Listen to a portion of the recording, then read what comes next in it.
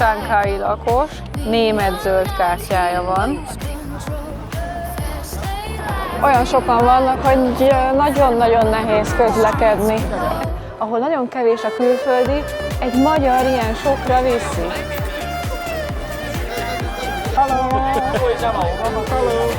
Huawei autók? Vajon?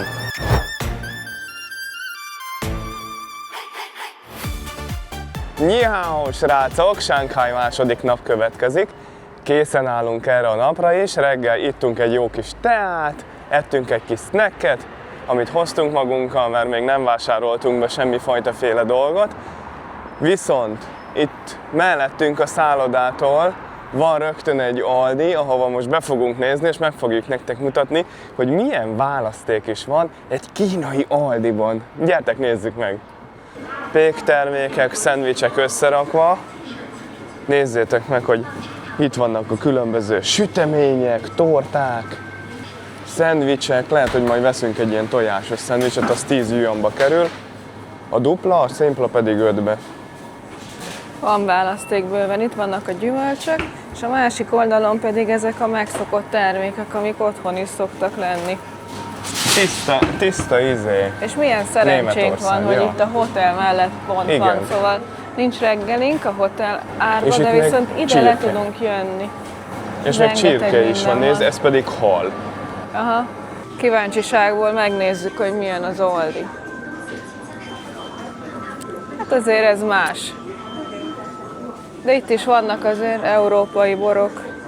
Itt van a tüzes lóbora, a lovasbora. Most minden a ló körül van. Néztük reggel a tévét, az állami tévét, és ilyen újévi műsor van folyamatosan, és ezek össze-vissza táncolnak, meg énekelnek.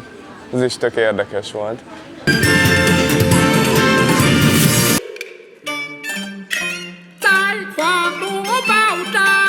Csirkemell például 400 g.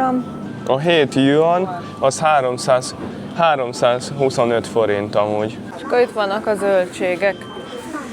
Na, akkor erről ennyit. Haladjunk tovább. Finom? Mennyire finom? Finom. Jó íze van. Van mondjuk egy sajtos, friss sajtos croissant, jobb lenne. Átmegyünk a felüljárón. Itt a legbiztonságosabb, jobb, mint az úton. Akkor a forgalom ma sincs azért. Azt meg kell hagyni. Még. De azért nézzétek meg, hogy hány sávos ez az út. 10 sávos út. Csak itt a belvárosba. Mit szólsz hozzá? Nagyon jó. Szépen elférnek. Azért ezek az épületek itt nem szépek, mondjuk úgy. Itt Shanghaiban sétálgatva rengeteg különleges épületet láthat az ember. Nem csak a legmagasabb épületek a legkülönlegesebbek, hanem rengeteg európai stílusú épület is. És nem is gondoltuk volna, és szerintem ti sem gondoltátok volna, hogy az egyik legmeghatározóbbja a shanghai építészetnek egy magyar származású építészmérnök volt, Hudesz László, aki elégészen különleges módon jutott ide el az első világháború után Shanghaiba, hiszen ő egy szibériai hadifogoly táborból szökött meg, és aztán kötött itt ki. Nem karriert akart építeni, hanem egyszerűen csak a tudását akarta kamatoztatni, és most jelenleg igyekszünk egy ő általa tervezett épülethez itt Shanghaiban. Itt rengeteg ilyen telefonfülke van, ez a China Telecomnak a telefonfülkéje, és úgy van megcsinálva, hogy le tudsz ülni, miközben telefonálsz, 3 percet lehet ingyen hívni, gondolom országon belül, és itt van egy ilyen italtartó, és hogyha esetleg megszorulnátok útközben, és mondjuk nincs nálatok mobil aksi, vagy nem béreltek ki egy mobil aksit valamelyik utcasarkon, akkor itt, hogyha ide teszed, egy vezeték nélküli töltő is van, és tölti a telefont. Ez, ahova értünk, ez a rész, ez nagyon jól néz ki. Rendezett. Igen, nagyon szép. Na menjünk át a zebrán, mert zöld van még. Semmi glanc, csak egy sima, egyszerű kis utca itt Shanghaiba. Sétálunk, és nézzétek, csak eddig alig voltak az utcán, és itt valahogy elkezdett ilyen tömeg lenni. Ez azt jelenti, hogy most már egy látványossághoz érünk, Lassan. amiről végig beszéltünk. Ez nekünk nagyon fontos, hogy lássuk, hiszen egy magyar építészről van szó. Igen. Ő tervezte. És ami még így hozzátartozik ez az egészhez, hogy az egész utazásunk során szeretnénk mindig megemlíteni a magyar dolgokat, ahogy eddig is tettük, mert ezek azért mondjuk úgy, hogy ilyen hidegrázós dolgok és elég jó élmények. És nézzétek csak, már nem ez az első Skoda, amit látunk itt Kínában. Nagyon sok Skodát látni. És amúgy ez is azt jelenti, hogy a magyarok mindenhol vannak, nem csak hogy a tervezésben vesznek részt a világban, sok helyen, hanem a világban mindenhol találkozol magyarokkal, akik csak simán ott élnek. De vannak tényleg azok, akik nagy nevek, és akikre tényleg igazán büszkék lehet. Igen, mondjuk ők történetesen nem a látványosság miatt állnak egy sorba, hanem a WC-re. Itt egy ilyen olasz reggeliző hely van, és ide is értünk. Itt egy Starbucks, imádják a Starbucksot. Nagyon sok helyen látni. És nézd csak, itt egy látványosság, és ez van. Marha jó. Rögtön. Eddig meg az üres utcán kóricáltunk. Jó, menjünk át akkor a valamelyik oldalra, hogy meg tudjuk mutatni ezt a bizonyos szögből a Flatiron Buildingre hajazó házat. Na, menjetek szépen!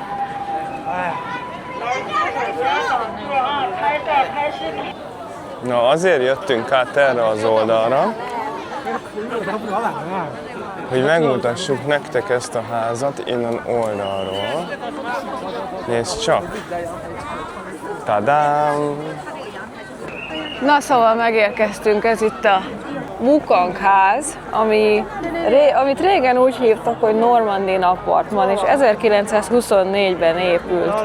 Eredetileg luxus apartmanháznak készült, ami nem egyetlen család rezidenciája volt, hanem több családnak, és akkoriban a tehetősek engedhették meg maguknak azt, hogy ilyen helyre költözzenek be. Shanghai már akkoriban is nagyon nemzetközi volt. Európaiak, amerikaiak, oroszok, rengeteg külföldi közösségnek az otthona volt, és ez most Shanghaiban egy nagyon ikonikus épület.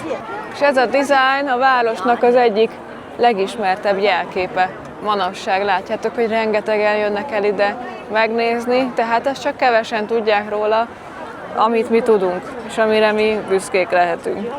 Tomi már mondta, hogy nagyjából a Hudet Lászlónak a történetét, azzal egészíteném ki, hogy nem az egyetlen épülete neki itt Shanghaiban, hanem van még, amit ő tervezett.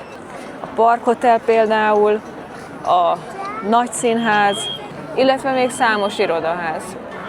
Ide szépen feljövünk fotózni. Ez megéri a misét. Ha? Aha, mert oda beállt egy ilyen fotóművész, és oda nem lehetett oda menni. Most meg nyugodtan sorválás nélkül megcsinálják a szépen képeket. megcsináljuk a képet. Szépen. Hallod? Ide Most meg állok. senki nincs már ott. De folyamatosan ott állnak sorba. Na, cüpp-cürüpp, nézz ide. Most a barátod nélkül is akarsz egyet? Miért? Most mi bajod van? Milyen jól lefotózkodtatok. Itt az ember tényleg el van, hogy csak, Láttad, mit csak csinált? nézi itt a izéket, Nézd meg, embereket. láttad? Mit? Ott fütyülgött. Ide kiálltak mellé, a sárga vonalon túl, és akkor belefütyült az arcába. Úgyhogy gyere már vissza. Most átmegyünk az úton, és akkor megpróbálunk az egyik oldalához közel menni. Közben itt megy a zene, miközben fotózik. Ide föl kell menni az útra, különben lekiabálnak minket. Mehetünk, mert zöld van. Menjetek, gyerekek!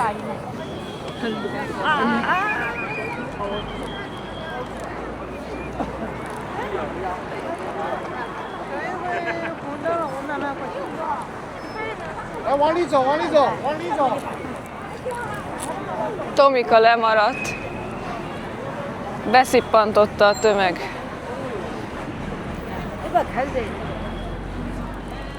Hol van? Itt van. Jön itt majd egy Vizé. egy siba, ott ül a kis kosárba. Ezt majd nézzük már meg. És akkor ide le vannak írva azok a dolgok, amiket már elmondtam, hogy mikor épült, hogy hívták akkor annak idején. És az építésznek a neve is itt van, csak ugye nem úgy hívták, hogy László, hanem Ladislaus. Hudes Ladislaus. Ladislaus. Nem László, hanem Hudes Ladislaus. Jó, mindegy. Ladislaus, bocsi. Franciásították Na, a nevét. akkor itt van, tessék, itt lehet megcsodálni. Ezt a táblát kerestük. Itt az épületnek az árkádos része alatt végig lehet sétálni. Itt ezen a részen már nincsenek olyan sokan. És itt vannak kávézók, meg különféle üzletek. Locsolják itt vízzel közben az utat. Gondolom azért, hogy ne legyen akkora pór, hogy ne legyen olyan rossz a levegő, mint amilyen. Közben megyünk a következő látnivalónk felé, és itt van a Shanghai könyvtár. Nézzétek meg, hogy milyen hatalmas, rideg épület. Egy igazi kommunista épület, azt kell, hogy mondjam. Teljesen belepasszol így ebbe a környezetbe, amiben most jelenleg vagyunk. Vannak ilyen tök jó kis nyilvános WC-k. Most ide el is tudtunk menni, és az a jó benne, hogy ki van írva oda felülre, hogy az ember hány perce van bent, és akkor látod. Tehát már valaki már 4 perce van bent, tehát valószínű valami nagyon nagy dolgot csinál. De értünk a francia negyednek a központjához, a legfontosabb épületéhez. Ez itt a francia koncesziós épület. És hát miből is másból épült volna, mint vörös téglából, boltíves, tornáca van neki, és gyönyörű szép erkélyei. Olyan, mintha nem is Shanghaiba járnánk. De nem csak ez az épület épült amúgy vörös téglából, hanem itt a Platánsor környezetében nagyon sok ház még, mi ugyancsak francia erkélyekkel, illetve boltívekkel vannak ellátva. És ez a történet is a 19. századra nyúlik vissza, amiről már tegnap meséltünk nektek, vagyis a tegnapi videóban meséltünk nektek, hogy az ópiumháború utáni időszakra a franciák is elfoglaltak egy területet itt Shanghaiban, és az irányításuk alá vették.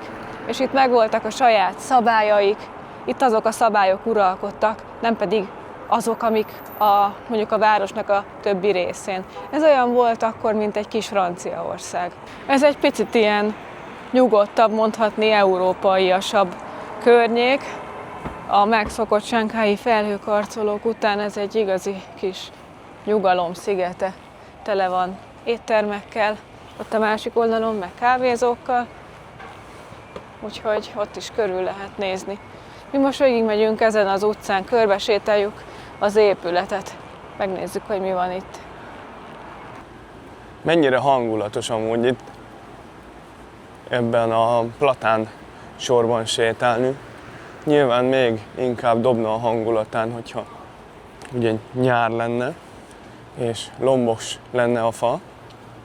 De nézzétek meg, hogy így sem néz ki annyira rosszul.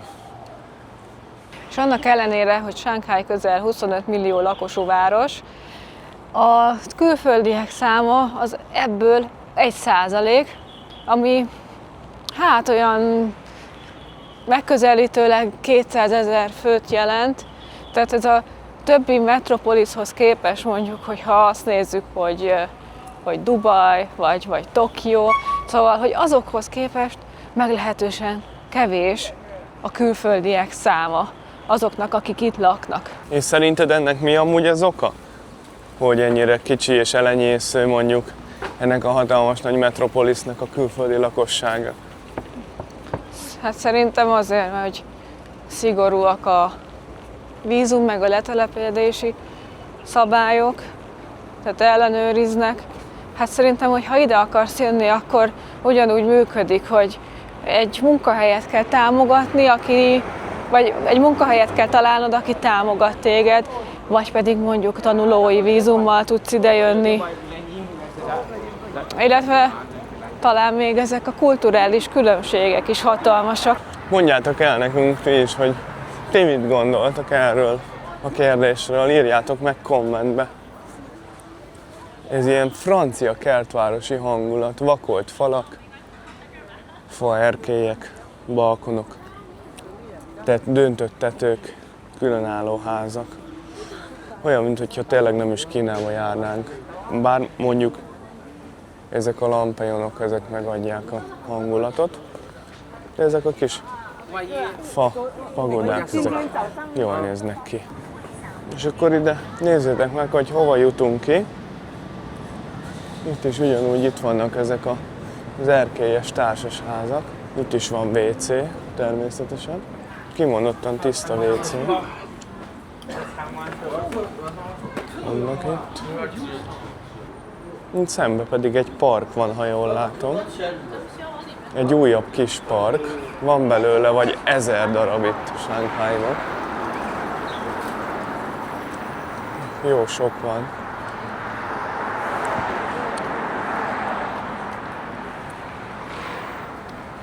Látjátok? Ilyen épületek vannak itt. Még zsalugáterek is vannak rajta. Fantasztikus. Szépen meg vannak csinálva. Itt is, ahogy sétálunk ebben a kereszteződésben, nézzétek meg ott a szemközti házakat, hogy milyen kis ernyők vannak ott az ablak előtt, téglából van az is, és itt is, hogyha végig így sétálunk majd, akkor a felüljáró másik felén nézzétek meg, hogy milyenek a házak. Átmegyünk itt, és akkor jobban fogjátok ti is látni, meg mi is. Mihez tartás véget, azért a vörös csillag ott van a tetején. Ilyen melegen tartókkal vannak fel. Igen, de ez, hogy itt lakik bent, mert hogy itt van egy lábtörlő, itt áll a motor. Szerintem? Szerintem igen, simán. Elég fura. Na mindegy. Nézzétek meg ezeket az erkélyeket. Mindegyik ilyen egységesen fel van szerelve ezekkel a napellenzőkkel. Érdekes azért ez a világ. Ez egy más világ. És annyira fejlettek. A műsorban is mutatták, hogy milyen volt 2025-ben a robottechnika, hogy akkor hogy mozogtak a robotok, és ahhoz képest a mai napon hogy mozognak, hogy már teljes tánc koreográfiát meg tudnak nekik tanítani, és ugrálnak. Itt vagyunk most a Xintiandi városrészben, ez egy elég felkapott városrész amúgy, és nem csak a házakról, illetve a francia, valamint a shanghai építészet keverékéről, az így készült házakról szól ez az egész negyed, hanem arról is, hogy a kínai kommunista párt első kongresszusát itt tartották meg. Szóval elég híres ez a negyed. Régen itt lakóházak voltak, és az emberek, akik itt laktak, azok egyáltalán nem luxusban éltek, hanem pont ellenkezőleg. Sokan voltak itt, egy egyszerű életet éltek. Amikor rekonstruálták ezeket a kőkapus házakat és újraépítették, akkor hatalmas nagy üzletek, illetve márkák, kézműves termékek, high-end éttermek létesültek itt ebben a városrészben. Azt mondja a Merci, hogy menjünk be a Xintiandi style-ba, úgyhogy benézünk most ebbe a bevásárlóközpontba, vagy én nem tudom, hogy mi ez. Itt a Lédera. Mennyibe kerül kíváncsiságban? Tudjuk, hogy mennyi Svájcban. 110 yuanba kerül 100 g, illetve 190. 12 frank 100 g. 112 frank 1 kiló. Szerintem az amúgy ugyanannyi Svájcban is.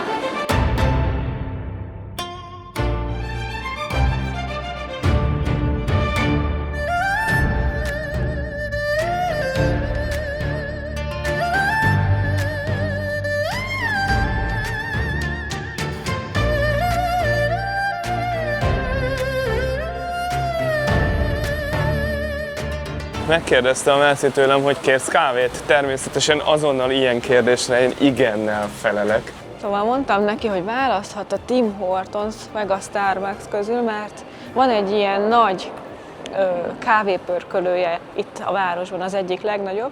Tehát ő ezt választotta, akkor tessék, mit szeretnél? Akkor biztos nem a Starbucksot? Oda majd később megyünk. Később, 1 óra múlva. Most. Tim Hortons iszunk. Sense. Na, elkészült a latte macchiato.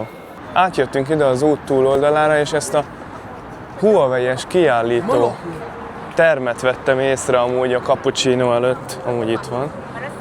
És ezt én meg szerettem volna nézni. Ezek Huawei autók? Vajon? Biztos elektromos, mint H5, R7. Megnézzük. Nekem ott bent az a zöld tetszik nagyon. Ezek Huawei autók, szerintem. De jól néz ki. Ja, és ez az az új közlekedési lámpa amúgy, amit be akarnak vezetni már Európában is a keresztbe, és ha jól tudom, akkor a Mercedes, talán a Mercedes szabadalmaztatta először ezt, amikor ilyen kék lámpa világít, és ez azt fogja jelenteni majd, hogy az autó önvezető módban van. Szóval így különböztetik meg azt, hogy ember vezeti az autót, vagy pedig ugye önvezető módba közlekedsz. Wow. Ez ilyen Gran Turismo. Hi, how are you? Nekem ezt tetszett az elejétől nagyon. Hi, how are you? Ez nagyon jól néz ki.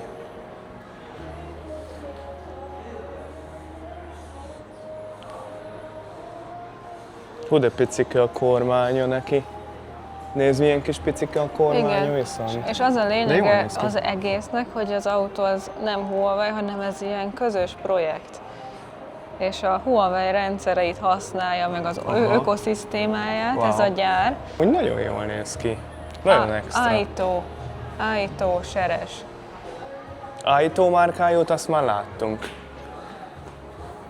Stellato. Hallod, nagyon jól néz ki, és a színe is extra. És mindegyik, ha megnézitek, mindegyiken van ez a lámpajelzés, amit ugye elmondtam nektek, hogy mire jó. Ennek a színezése a Maybachra hasonlít, legalábbis így elsőre. Fotelek vannak itt. Be lehet ülni, ki lehet őket próbálni. Gyorsan beülök akkor ebbe az M7-es jelzésűben, mert most ebben nem ül senki.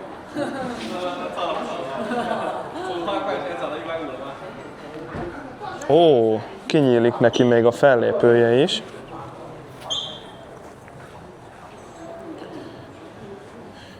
Hú, de milyen kellemes fogású a bőr. Wow. Ez jól néz ki. I'm from Hungary, from Europe.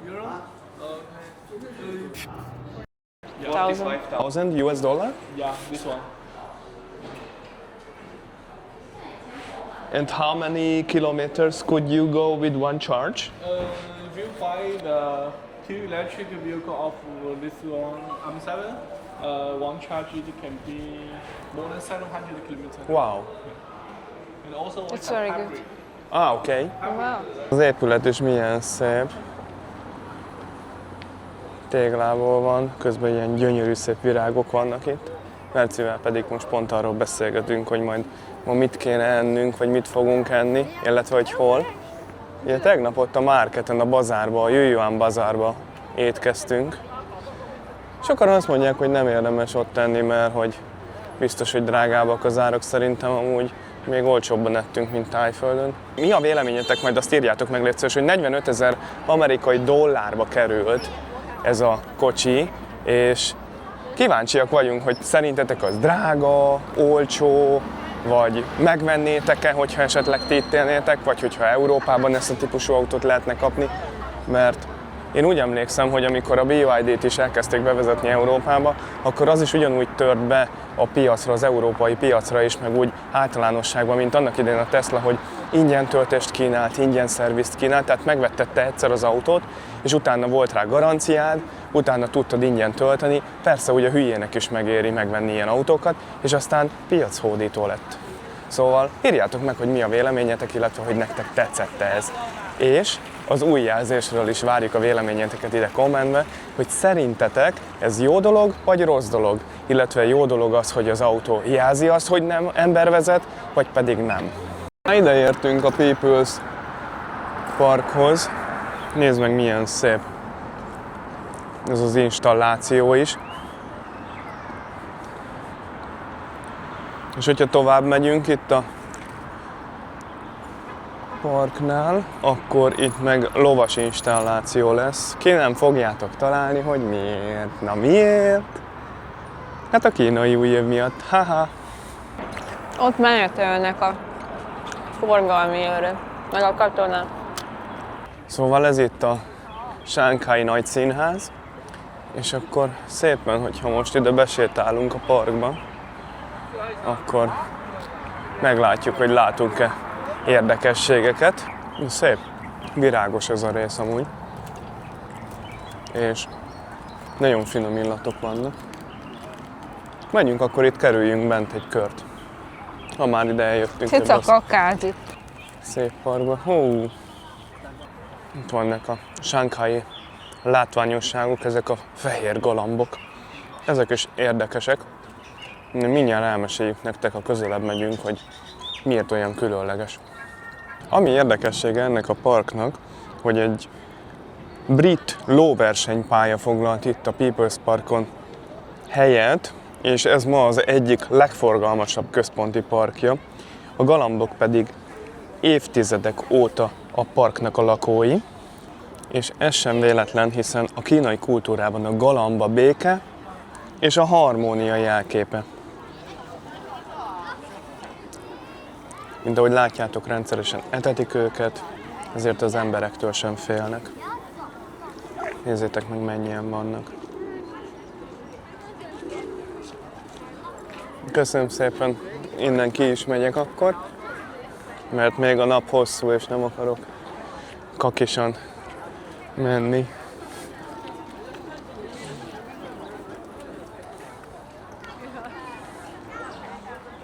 Nem ez az egyetlen egy érdekessége van ennek a parknak amúgy. Van egyéb érdekessége is. Mit tudsz még elmondani, milyen érdekessége van a parknak, Merci? Ide ki szoktak hétvégente települni a kínai papik meg mamik, és árulják, vagy hirdetik a lányokat. Ez olyan, mint egy régi... A lányokat és a fiúkat. Ez olyan... Igen, ez olyan, mint egy ilyen régi Tinder, csak ugye nem az internetre teszik fel, hanem így csinálják meg a hirdetést nekik, kitelepülnek, és akkor leírják, hogy milyen tulajdonságokkal rendelkezik, és nyilván, hogy igyekeznek a jó tulajdonságokat kiemelni, nem pedig a negatívumokat. Aztán kiírják ide táblára, meg lehet nézni, és akinek esetlegesen megtetszik valaki, az kiválaszthatja és hazaviheti a kiszemeltet. Persze, szerintem csak akkor, hogyha a szülőknek is megfelel. Igen, hiszen itt a szülők azért még jobban beleszólnak abba, hogy a fiúk vagy a lányuk kivel áll össze. Tegnap, amikor sétáltunk, akkor ott az épület előtt sétáltunk végig. Tudatosan nem akartunk már ide bejönni a parkba, így is már elég későn értünk ki a Huanghu folyóhoz. Ma sem ültünk még tömegközlekedésre, amit amúgy én nem bánok, hiszen nagyon kellemes így itt sétálni, és így látunk tényleg nagyon sokat ebből a városból. Most megyünk akkor arra tovább egyenesen, átmegyünk a kormányzati épület másik felére. Itt a mosdó amúgy. Nézzük meg, vajon, hogy ez is ingyen van-e. Azt mondták nekünk, hogy jaj, mindig fizetni kell a WC-ért. Hát nem kell fizetni, ez is ingyen van. Ugyanaz a rendszer, mint ami ugye a másik oldalon volt. Szakértettük, hogy valószínűleg az aluljáróba kell átmenni a másik oldalra.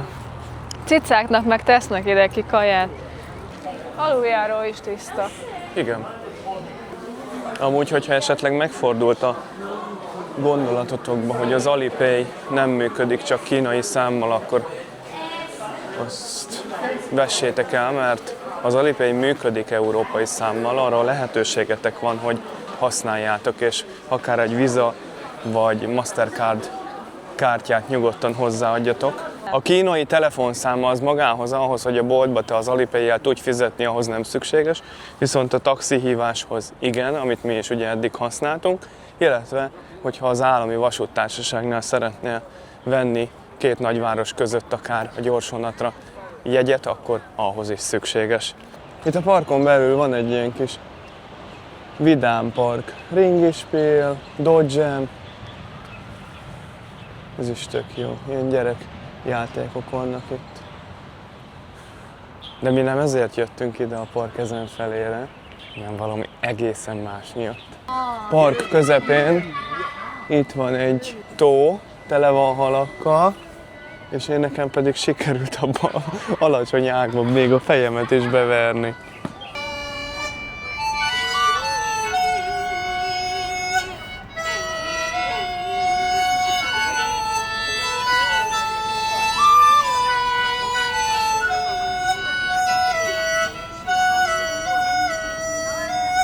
Látod? Nem csak hétvégén van itt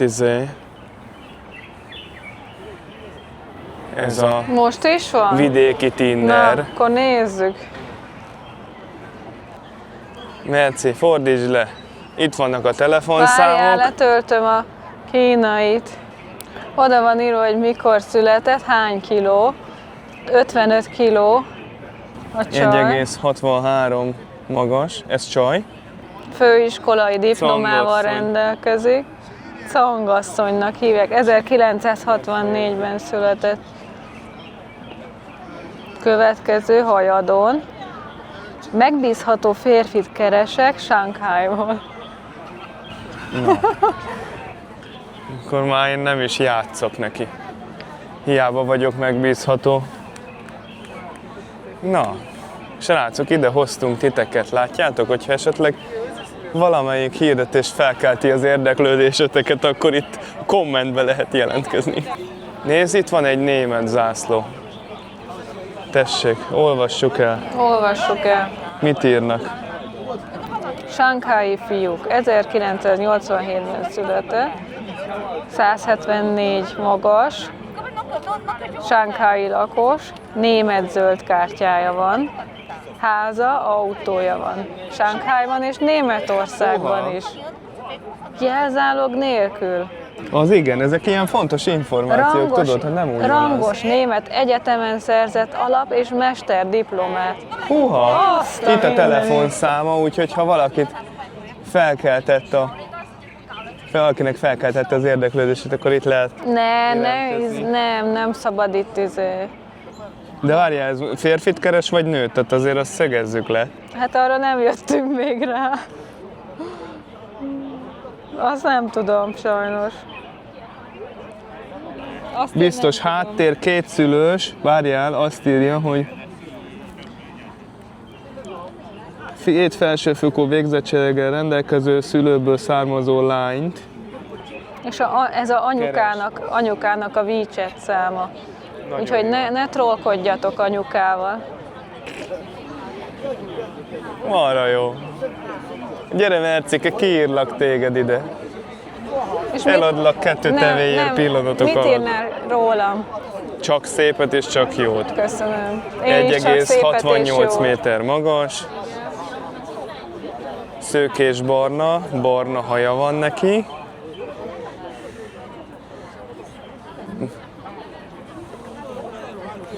Menjünk.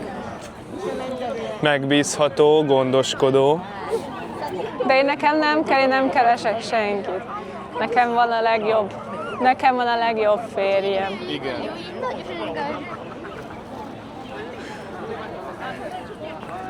Nézd meg!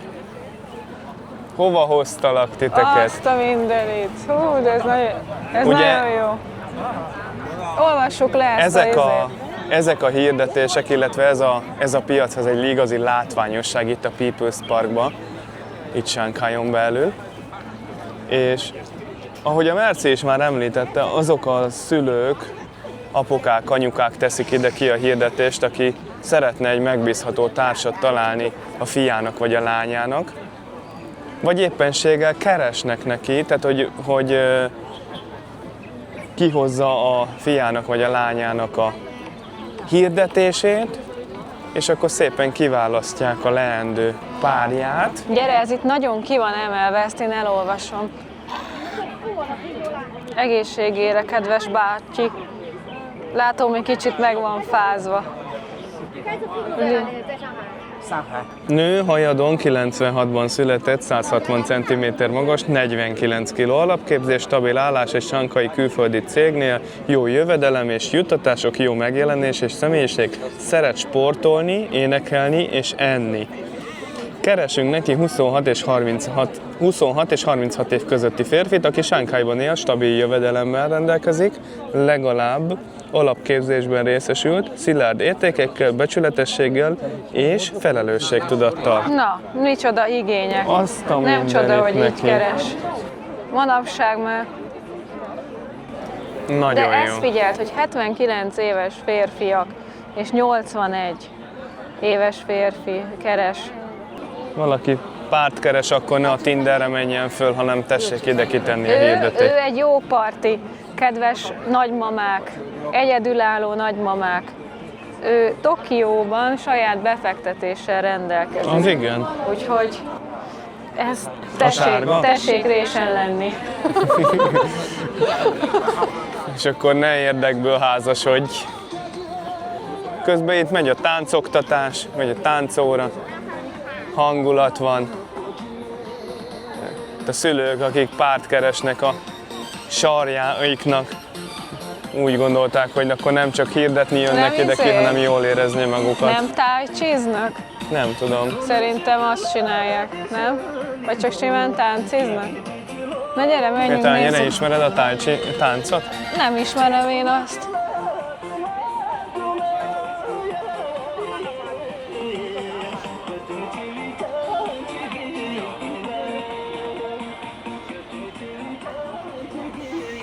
Na még egyet elolvasok nektek akkor.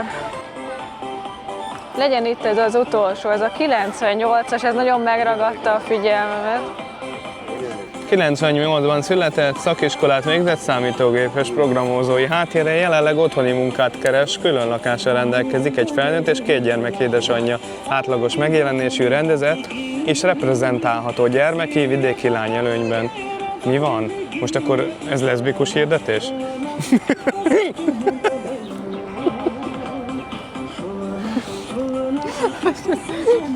Mi is itt hagyjuk a névjegyünket, de nem azért, mert párt keresünk, csak hogy még többen megismerjenek. Hát, ha jár itt egy másik magyar, beszkenneli, és hogy megörül neki, hogy hello, hát ők is itt jártak. Nem csak emiatt jöttünk amúgy a parkba így itt ezen keresztül, természetesen ezt is szerettük volna megmutatni nektek, hanem egy egész más ügyből kifolyólag, és hogy mindjárt meg fogjátok látni, ahogy innen kimegyünk, a párkereső, a feleségkereső és a férjkereső piacról.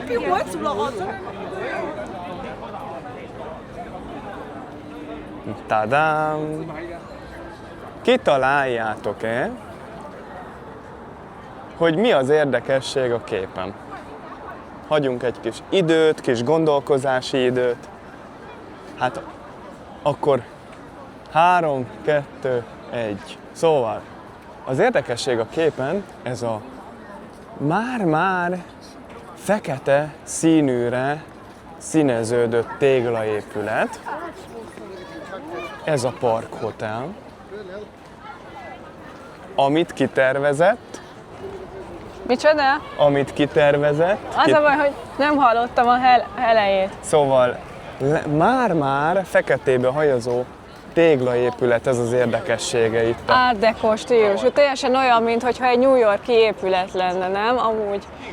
Szóval ezek a kis vékonyka, hosszúkás ablakok, meg a tetején ez a forma, teljesen olyan, mintha New Yorkban lenne ez az épület. Akkor folytassuk az előbbi gondolatmenetet és a kérdésemre a választ, hogy ki tervezte ezt az épületet, mit gondoltok? Hát ugyanaz az ember, aki a Wukang házat is tervezte, ugyanaz az ember, Hudec László, és nagyon sokáig ez volt Sánkhájnak a legmagasabb épülete. 1920-as évekből való. Hát abból a stílusból, amikor pont az Art Deco épületek voltak hangsúlyban, és hogyha már itt vagyunk, akkor ez a színház is előttünk egy Art Deco épület, és erről is azt olvastuk egyébként, hogy ezt is a Hudec László tervezte. Úgyhogy most akkor közelebb fogunk menni, lehet, hogy be fogunk tudni menni mindkét épületbe, és akkor megnézzük őket egy picit közelebbről, hogy tényleg ne csak azt az épületet mutassunk, amit mindenki megmutat, hanem ezeket is, amik szintén szerintem tök jól néznek ki, meg jól mutatnak így a városképben, és szintén a történelemnek az egyik darabjai. Ilyen komoly dolog az, hogy a magyarok ennyi fantasztikus dolgot létrehoztak a világban, egy csomó helyen. Szerintem ez nagyon menő dolog. Menjünk akkor át, és akkor nézzünk be, gyere! Nézd meg, hogy ettől a saroktól itt végig emberek állnak sorba. Kíváncsi vagyok, hogy mire várnak. Ez egy pékség. A Park Hotel, mert így hívják ezt az épületet, ez a Park Hotel, és ez egy pékség itt alatta, és oda várnak sorba az emberek. Rengetegen vannak. És ne felejtsük el, hogy ezen a 3 épületen kívül még nagyon sok épületet tervezett Hudec László. Azonban gondoltuk, hogy ezeket fogjuk megmutatni, mert ezek a legkiemelkedőbb alkotásai. Na, itt ki van írva, nézd csak. 1934. Gyere, nézzünk be a lobbyba.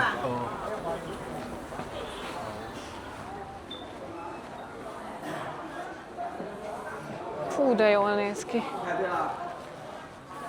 Ezt szereted, ezt a dizájnt, igaz? Itt szólsz hozzá, hogy ezt is Szerintem nagyon megnéztük. szép. Most pedig akkor indulás a színházba.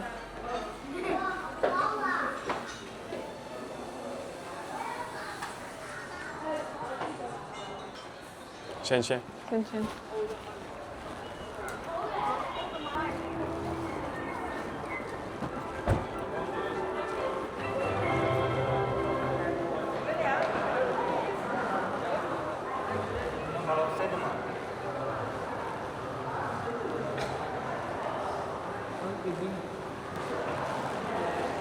Ez is milyen jól néz ki, ugyanaz a stílus, de az összes épületben megvan ugyanez a hasonlóság, ugyanez a stílus.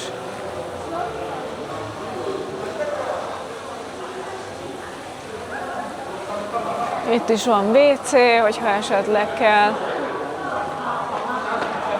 Megnézzük, hogy néz ki egy kínai moziterem.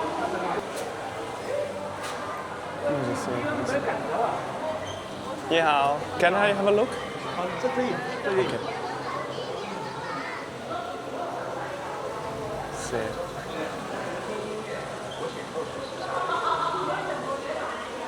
Sense. 120 yuan körül vannak a filmekre a jegyek.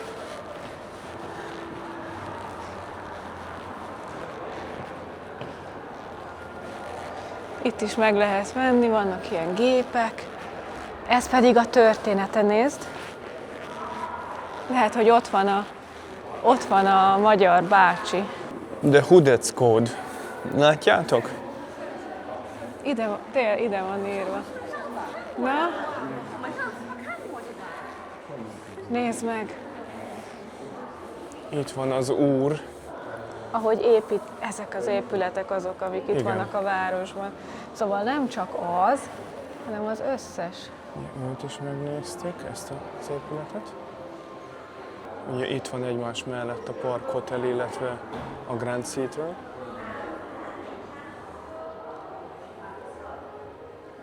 És aztán Na itt látod, le van ez, írva. ez azért nem semmi. Lefordítom, hogy mi van ide kiírva. Szerintem a Dani biztos büszke lenne ránk. Azon ideírva az osztrák-magyar monarchiában Beszterce bányán született Szlovákiába, apja építőmester, anyja pedig evangélikus lelkész volt. Tehát akkor És akkor itt vannak felvidéki magyar volt. Igen, ez Beszterce az bánya. első világháborús évek. Várja, Beszterce bányai? Az Esztergomtól nincs messze. Majdnem onnan jött, mint mi. Feleségül vette Gizellát, egy gazdag német üzletembernek a lányát.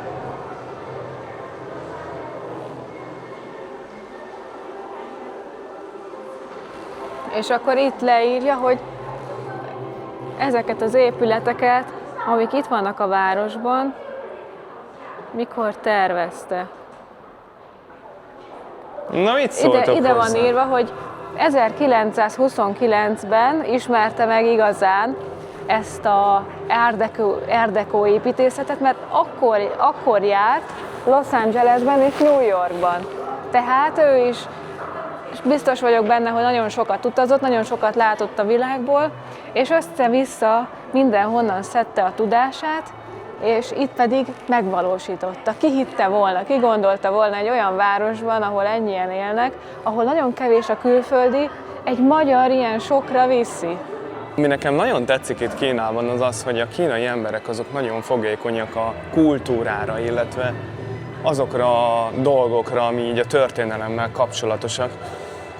Nagyon fogékonyak a szép épületekre, a szép dolgokra, illetve az ilyen értékes információra is, hiszen nem is volt más nyelven, csak kínaiul kiírva, és nagyon sokan biztos vagyok benne, hogy elolvassák ezeket az információkat, és hogyha valaki itt egy kicsit is érdekel Európa, akkor biztos vagyok benne, hogy ennek utána néz, és meg fog vele ismerkedni. És ez nagyon jó dolog. Illetve, hogy nagyon kíváncsiak. Igen. Szóval, hogy nagyon sokszor már megkérdezték, hogy honnan jöttünk, és akkor nem tudták, hogy hol van Magyarország, de hogy hol van, hát Európában, és akkor ja, Európában, és tényleg nagyon kedvesek voltak, ilyen érdeklődőek, úgyhogy tényleg egy rossz szavunk nem lehet rájuk. A legtöbb lámpa amúgy még a pirost is jelzi, hogy meddig van piros, illetve meddig van zöld. Ez is tök jó. Ide értünk egy bevásárlónegyedbe újból, ahol a Starbucksnak is a nagy kávézó és pörkölőüzeme van, és a Louis Vuittonnak is van itt egy hajó tematikájú bevásárló központja, illetve áruháza, egy boltja, vagy nevezzük, aminek nevezni szeretnétek. És mondjuk úgy, hogy baromi jól néz ki. Csinálunk is róla mindjárt egy képet, és akkor utána pedig, amilyen jöttünk, azt is meg fogjuk nézni, a Starbucksot. Starbucks Reserve Roastery. Valamiért az az érzésem, hogy ide is sorba kell állni, hogyha valaki be szeretne menni, és így is van. Most olyan helyre értünk, hogy azt se tudjuk, hogy mit nézzünk meg előbb. Ez a világon az egyik legnagyobb Louis Vuitton üzlet, és ez egy élményközpont is. Na, még egy percet se kellett várnunk, be is engedtek minket. Ide le lehet ülni, és közben megnézed, hogy csomagolják, meg pörkölik a kávét. Itt van pékség is bent. Ilyet se láttam még, hogy Starbuckson belül pékség van. Még én sem. És nem erre gondoltam itt, hogy lehet croissantokat venni, mert azt tudjuk, hogy lehet, hanem ide süss. Itt sütik a croissantokat, illetve készítik el a szendvicseket. Van itt torta, és kenyereket, illetve bagetteket is lehet venni. Menjünk fel akkor az emeletre, és nézzünk fel, hogy mi van ott.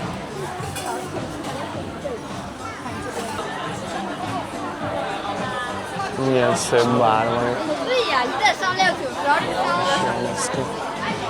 Akkor megyünk most már kifele.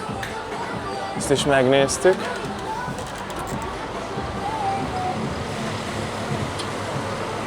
Köszönjük szépen. Bye bye. Bye bye.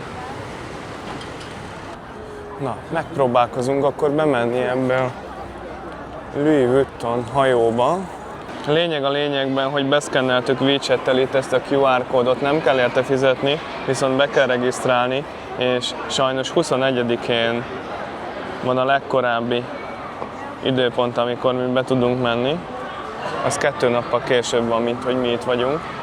Szóval ezt sajnos akarva akaratlanul is ki kell, hogy hagyjuk. Mert nagyon izgatja ott a szembe oldalon az utca, ezzel a sok neoncsővel, úgyhogy most oda át fogunk menni és meg fogjuk nézni. Átverekedjük magunkat itt az embertömegen. És pont zöld van. Gyere, menjünk, vissza Sodrás!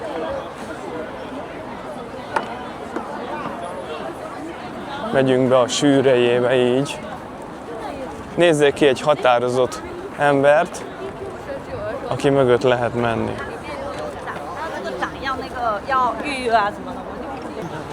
Ez is ilyen éjszakai bazár. Akkor menjünk itt végig, úgyis erre van a 2-es metró, ahova igyekeztünk. Lehet, van itt kaja, és tudunk vacsorázni amúgy. Metrózni terveztünk. Én már éhes vagyok, úgyhogy lehet, hogy itt fogunk enni valamit. Jó, megnézzük. Mondjuk nem biztos, hogy ilyen cukros ízét akarok enni. Nem az első helyet mondom. Van itt rengeteg hely. Van itt mangó. Nézzétek meg, milyen gusztán ide van téve a mangó. Szépen becsomagolja. Most vágta fel frissen. De jó Aztán vannak itt mindenféle pálcikára szúrt finomságok, meg vannak főzve. Aztán vannak itt a finom nyársak. Sertés van és marha. Az egy kis sertést? Nem. 25-be kerül a marha is, meg a sertés is. Ha valaki ínyenségre vágyik, akkor itt a szembelevőnél tud enni. Itt vannak halak, polipok, tintahalak. Jó.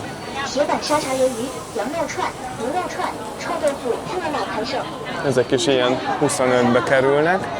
Aztán vannak itt ezek a batyúk. Ezek is nagyon különlegesek itt Shanghaiban. Itt is van cukornád, még batyúk, szafaládé, kolbász, csirkeszárny, csirkecomb, wow.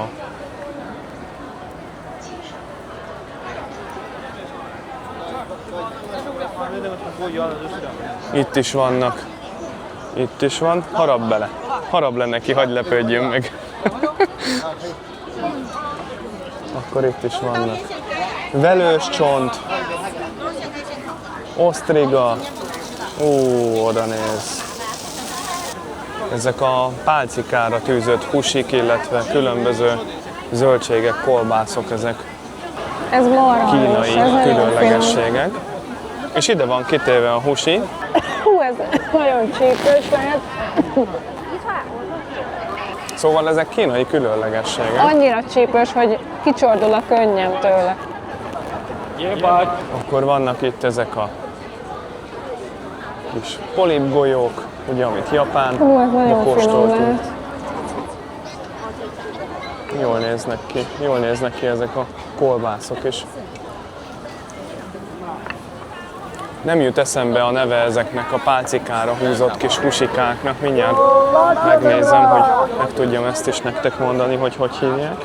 Sikerült utána nézni, szóval ezeket chuannak hívják, ezeket a pálcikára tűzött husikákat. Tipikus kínai dolog. Persze más országban is lehet ilyesmivel találkozni, de nagyon kínai. Ez pedig hasalja, sült hasalja, kis salátával.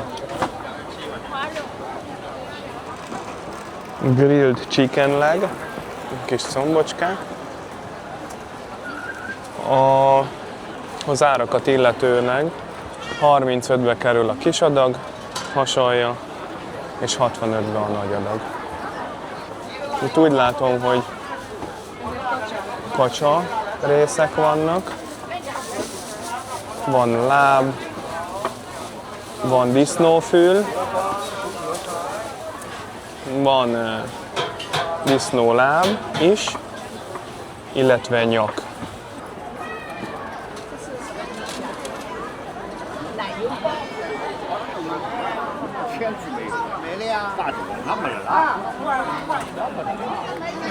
Olyan szürreális, hogy itt hadonásznak ezekkel a pálcákkal. A gyerek nem akart adni az apjának egy katonát. Eszünk egy ilyen csirkecombot.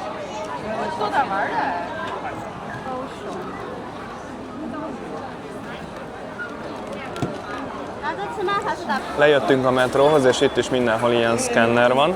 Itt vannak a beléptetőkapuk, és elővettük az Alipay applikációt. A metró részbe mentünk bele, és akkor itt a Shanghai metró kódnál rá kell nyomni, hogy Activate. Természetesen az applikáció mindent lefordít amúgy, szóval nem csak kínaiul írja ki. És akkor mindjárt, hogyha itt ezt elfogadtuk, akkor elfogadjuk a felhasználási feltételeket, megjelenik egy QR kód, és akkor azt lecsippantva majd mindjárt be tudunk menni. Először kéri a jelszót. Szóval úgy működik, hogy van itt egy QR kód, miután beírtam a linket, leolvasom, és már mehetek is. Na, itt kell lemenni a metróhoz, megyünk a 2-es metróhoz, nem megyünk vele sokat, csak 2 megállót. Megjött a metrón.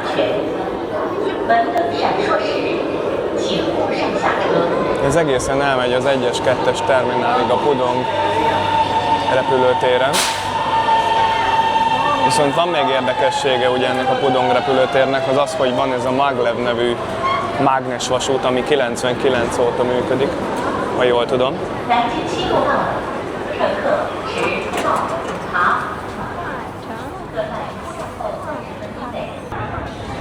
Tele van a metró felülje. Szépen. Mindenki, mind a pingvinek.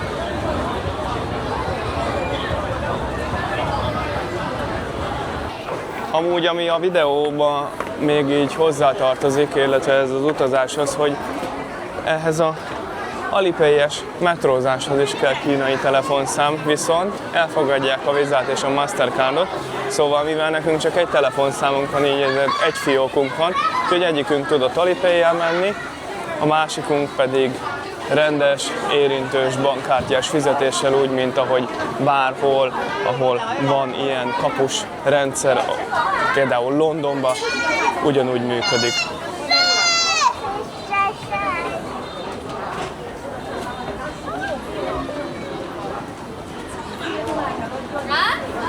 Szóval így tudtuk megoldani ezt az egészet. Amúgy van a jegyautomata is, hogyha úgy szeretnétek közlekedni, hogy nem mindig a bankkártyátokat érintitek oda, akkor oda mentek a jegyautomatához, és megveszitek ezt a Shanghai Cardot. Közben nézzétek meg, hogy hova érkeztünk.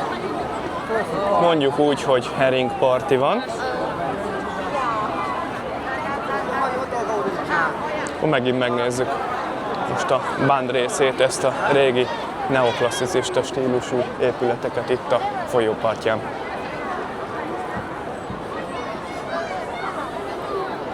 Még ki kellene találnunk, hogy merre kell menni.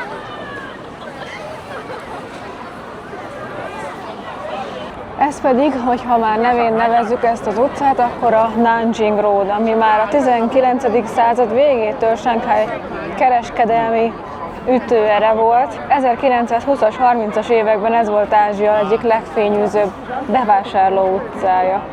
És abban az időszakban Shanghai konkrétan vetekedett New Yorkkal és Párizsal, mármint hangulatban. És a kommunista korszak után az utca funkciója az megmaradt, csak a világ változott körülötte, és a mai napig nagyon híres ez itt Shanghaiban. Szóval mindenképpen érdemes ide eljönni és megnézni ezt az utcát, még akkor is, hogyha ilyen sokan vannak itt. Most ki fogunk menni amúgy egészen a folyópartig, hogyha zöldet kapunk egyszer. Olyan sokan vannak, hogy nagyon-nagyon nehéz közlekedni. És most már ez az napnak sem tudható be, hogy ennyien vannak.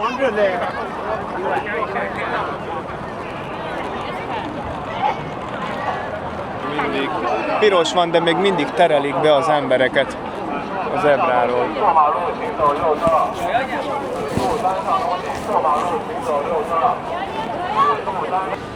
Na most már itt egy picit jobb azért a helyzet. Ott nagyon feltömörödtek a zebra előtt, vártuk ugye a zöldet. Most már azért kezd eloszlani a tömeg. Nagyon nehéz itt közlekedni, azt meg kell, hogy mondjam. Még hogyha lemész a metróhoz, akkor is ott nagyon sokan vannak, sorba kell állni. Nem azt mondom, hogy lögdösödnek, mert az emberek úgy nem lögdösödnek szerintem. Szóval nem azért mennek neked, hogy menj félre, hanem nem vesznek észre. Szóval ilyen szempontból nincs probléma. Ezen nem kell fennakadni.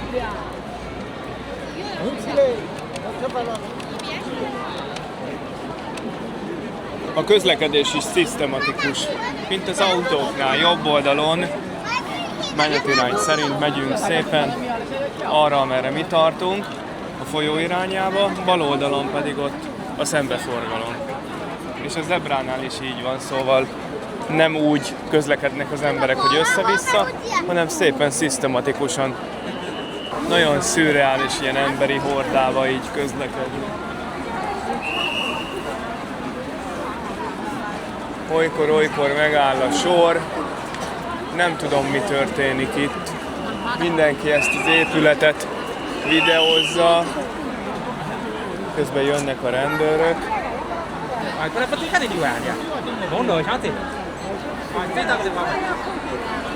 Nagyon érdekes, ami történik.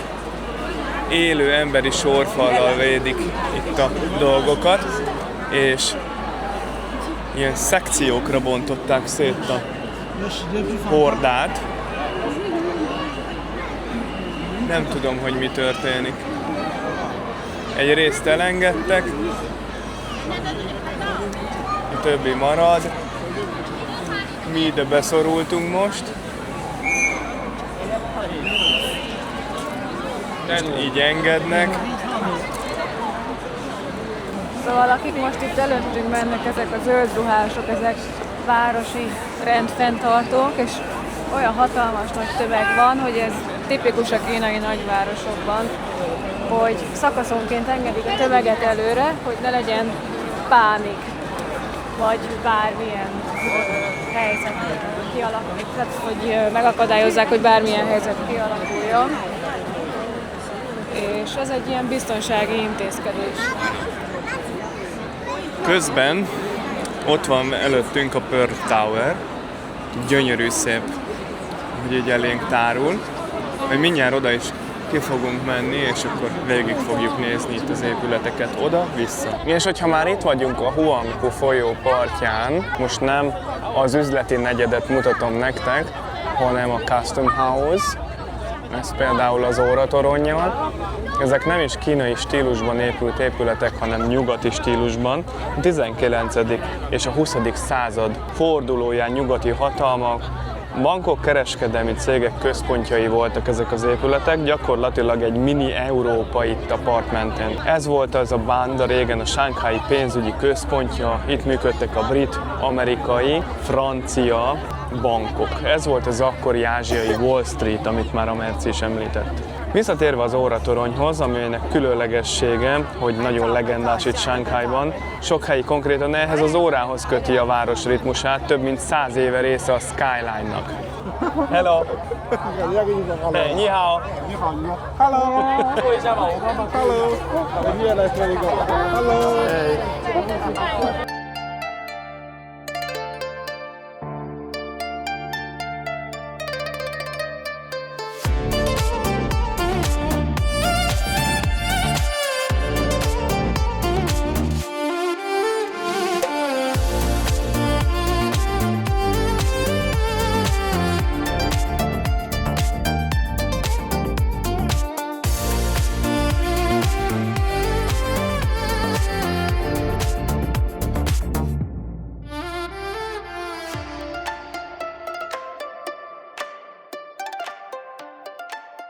Nagy menetelések vannak itt, kérem szépen, oda néz.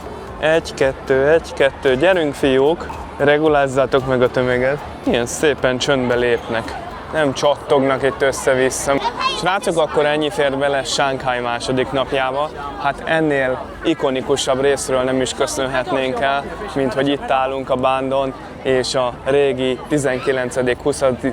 századi épületek előtt vagyunk, aztán a Pudong városrészt, ugye a Pearl Towerral, hát ennél egyszerűen nem is lehetne jobb helyről elköszönnünk innen a tömeg közepéről, szóval, hogyha tetszett ez a videó, akkor ne felejtsetek el lájkolni, ha kérdésetek vagy kérésetek van, akkor ide a komment szekcióba megtehetitek, és a következő részben találkozunk a Shanghai harmadik nappal. Sziasztok, ciao ciao! Idegen csapódj be mellénk, keressük a helyet, ahol senki se járt még. Ha jön a komment, ezt nem úgy kell, bro, mi csak annyit mondunk, relax amigo, megyünk tovább, hopp, már itt se vagyunk. Ketten a világot bebarangoljuk, iratkozz fel, por favor, és kolompolj velünk, javol! Merci a térképen jobbra fordul, Tomi meg bal.